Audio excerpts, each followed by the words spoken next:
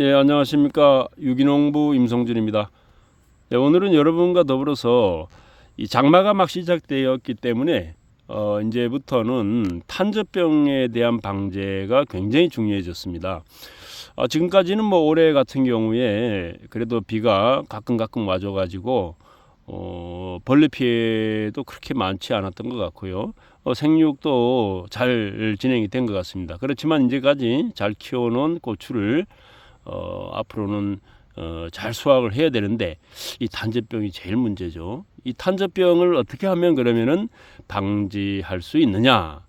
이것은 역시 결국은 우리가 이런 약제 살포를 통한 방제를 해야만 되는 거기 때문에 이 방제 방법에 대해서 여러분들과 함께 알아보는 시간을 갖도록 하겠습니다.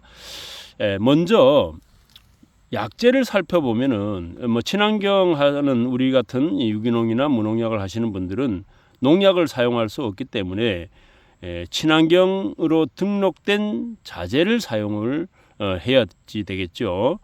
그 중에는 요새 특히 이제 유황 관련 제품들이 많이 나오고 있고, 저희도 뭐 역시 자담 유황을 이용해서 탄저병 방제를 하고 있습니다. 따라서 여러분들이 가지고 있는 또는 구입하는 약재의 특성에 따라서 그것을 적절하게 잘 이용해야 되는데 관건은 충분하게 뿌려주는 겁니다.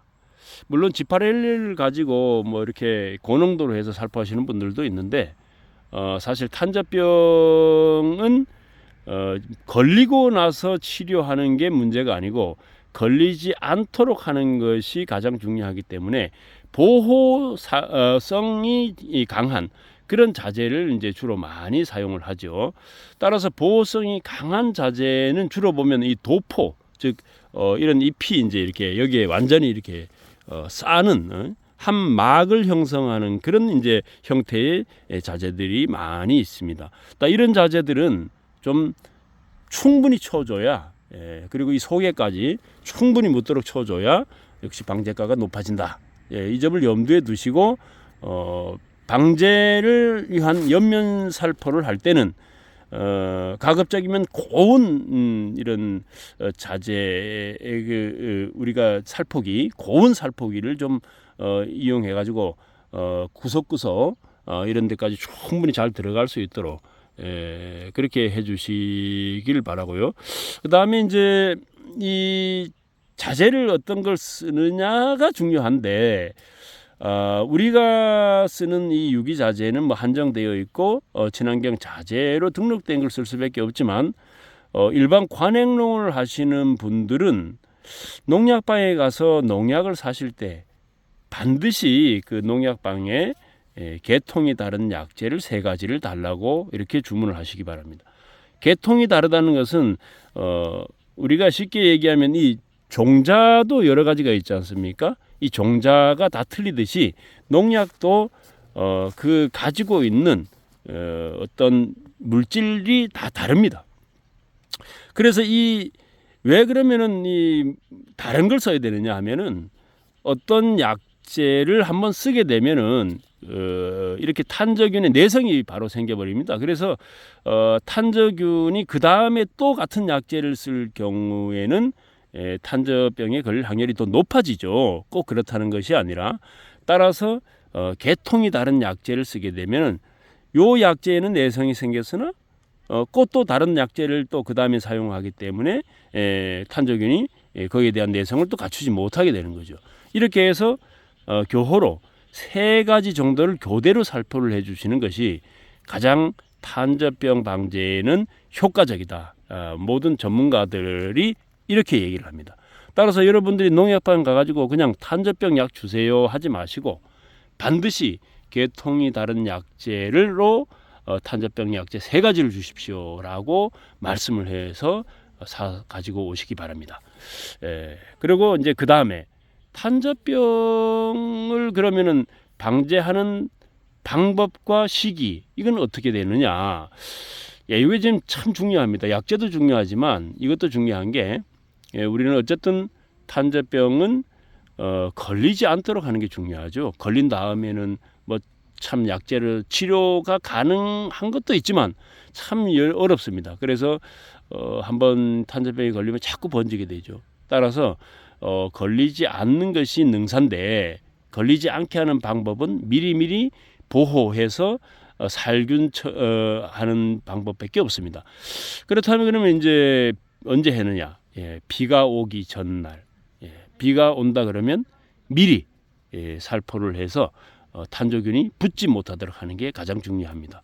또 그리고 나서 그 다음날 또 이제 해가 나면은 바로 또 약재를 치는 게 좋지만 그렇게 너무 자주 칠 수는 없으니까 먼저 보호살균제로 도포를 하고 그다음에 해가 그 다음날 나지 않고 계속 비가 온다. 2, 3일 비가 온다. 이렇게 되면은 이제 탄저병에 걸릴 확률이 좀 많겠죠. 또 보호살균제도 좀 씻겨 내려간 상태가 될 것이고 그렇게 되면은 이제 그 며칠 동안 비가 오거나 날이 꾸준 날이 지속될 경우는 비가 그치기 전에 비가 그치고 나서 바로 약재 살포에 들어가는 게 좋습니다. 비가 그치기 전이 아니라 비가 그치고 나서 바로 약재 살포를 하는데 특히 이제 해가 비치기 전에 살포하는 것이 가장 좋다고 합니다. 왜냐하면은 탄저균은 여기에 묻어 있어도 햇볕이 나야 이것이 이제 발현되기 시작한답니다. 그래서 어제 저녁에 비가 왔다. 그러면 그 다음 날 바로 해가 뜨기 전에 새벽에 약재 살포를 해서 이 탄저균이 활동하지 않은 상태에서 살균 처리가 이루어지는 게 좋습니다. 또 그리고 이제 며칠 동안 비가 계속 왔을 때는 치료제를 사용하는 게 좋죠. 농약방에 가는 우리 친환경이 아닌 일반 관행하시는 분들은 보호살균제도 몇 가지 계통이 다른 걸 사셔야 되지만 그 다음에 이제 탄저병에 대한 살균성이 강한 치료 살균제도 역시 몇 가지 가지고 있으시면은 이렇게 지속적으로 며칠 동안 비가 왔을 때는 그 다음에 바로 해가 나기 전에 치료 살균제를 뿌려주는 것이 탄저병 예방에 굉장히 도움이 될 거다 이렇게 말씀을 드립니다. 우리가 그 탄저병 방제를 할 때 또 너무 그냥 대충 위에서 이렇게 뿌리게 되면은 그러면은 이 속에까지 특히나 지금 점점 이제 고추가 크고 있기 때문에 시간이 가면 갈수록 무성해지겠죠. 그런데 이제 대충 치다 보면은 이 속에까지 이게 잘 안 묻을 수가 있습니다.